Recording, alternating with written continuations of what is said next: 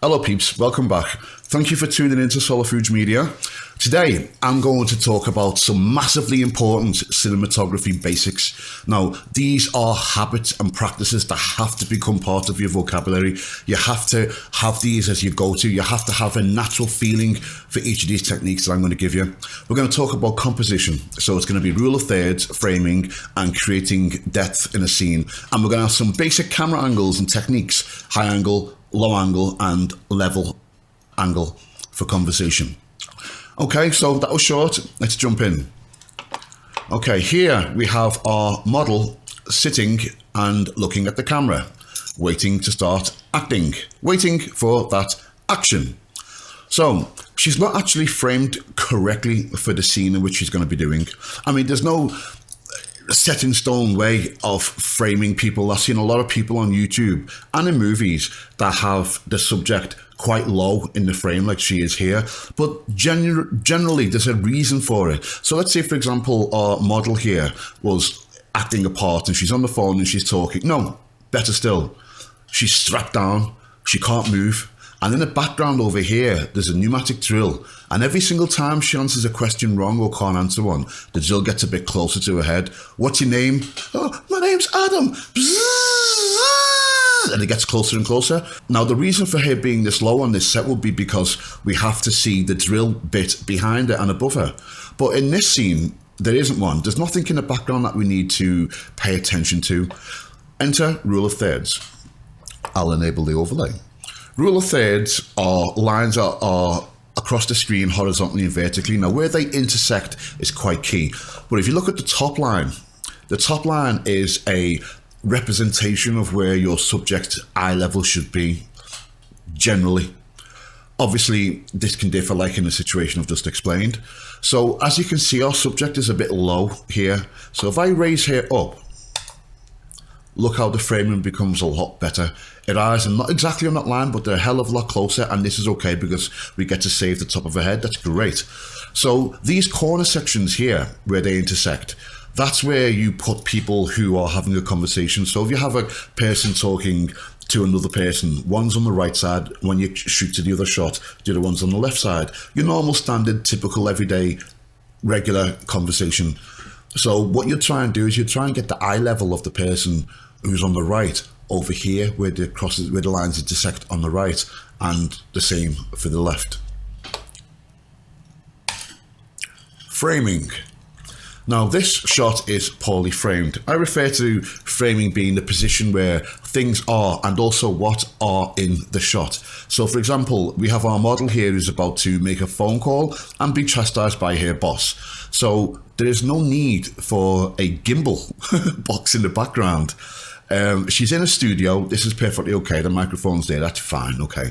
But we've got this really dark black bit here, which is stealing a quarter of the frame. And it's just, it doesn't adhere to good cinematography unless there's a reason for it. And there is no reason for it. So we need to frame properly. I mean, the rule of thirds, it conforms to the rule of thirds. Okay. This is fine. This is okay. So that there is an example of bad framing. Here's another one. We have our model sitting on the chair reading a Chinese cookbook. Now she's sitting central, but this is bad framing for me because she's not really on the rule of thirds. It's, like I said, it can pass, but there's also things in the frame that don't need to be there. We've got Charlie poking her beautiful face in on the side. All good, Charlie, but not today. We've got a handle of a Hoover. We've got an iPad. And we've got curtains drawn in the background. The foreground is so exposed, but the background is so underexposed. I mean, we want to add some dimension, some interest to the scene. So we'll add depth. We've gone ahead and undrawn the curtains. We've moved the Hoover out the way. We've moved Charlie out the way. We've moved the iPad. And we've got a more sitting compliant with the rule of thirds. We've undrawn the curtains and we've opened the kitchen door, so we've got a hell of a throw that goes quite far into the distance in the back, which then emphasises the depth of field, which gives the frame a little bit more aesthetic, a little bit more interest. We can also see the cupboard over here.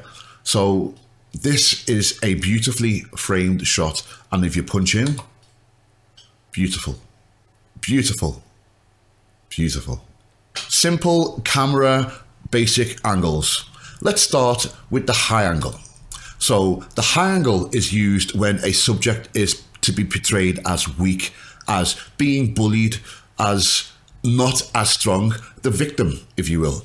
So in this shot, we have our model here who's going to be chastised by her absolutely terrible monster of a boss. And she is weaker than him. She is smaller than him. She is lower than him. And she's being bullied by him. So we can further enhance this experience of the viewer by employing a high angle shot. I'll let this play and you'll see what I mean. Hello? Hello, Jean. Is it possible to have a quick word with you, please? Yeah. It's about the Weeble stupidity left outside. That wasn't me. Right. That wasn't me. So you're telling me you came to your shift and I said this in the statement. Yeah, I know what you said in your statement. I have it in front of me. It was like that when I signed then in for my you must have left shift. it outside on your last shift the day before. No.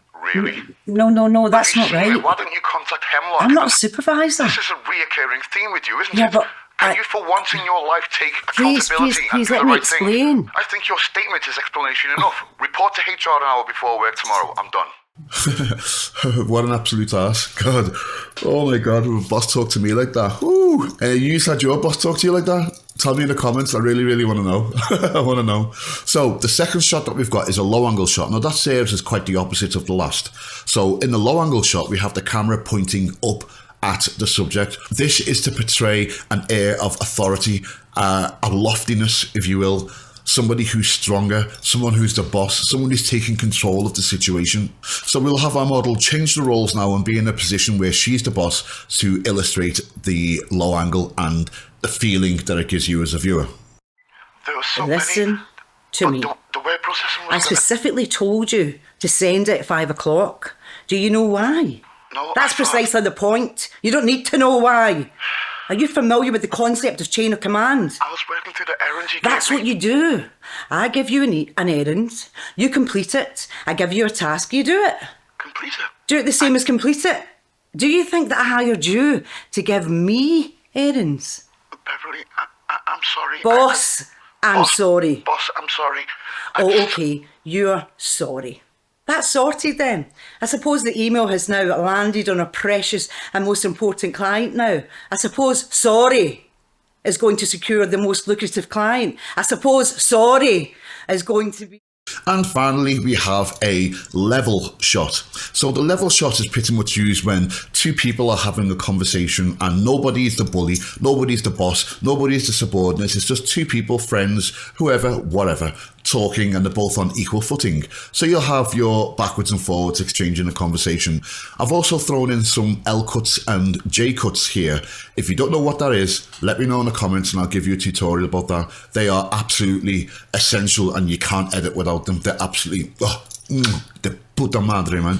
Okay, let's jump in and see what this is like. All right, Louis, it's been a while. Yeah, I'm good. How's work? Hey, I heard you hired a new PA. I did. I hired myself a new personal assistant. I tell you what, man, I don't make them like they used to be. People are a bit weak. Weak? What do you mean by weak? No. Seriously. I said I was going to get me some coffee from Starbucks, right? I had to say it 3 times. No messing 3 times. See, the second time, he had to even write it down. Jeez. So, how many have you had since then? 3. And just out of interest, how many's that been all year? So you try to make out that I'm some sort of tyrant or what, Lou? Well, if the shoe fits. Have you just come in here to annoy me? Is it working? Bitch. So we're done for today. Thank you very much for tuning in and I hope you learned something. Again, if there's anything that you would like me to cover or any tutorials that you would like, let me know in the comments and I'll be more than happy to make them for you, okay? So I will see you soon. Thanks again. Yep.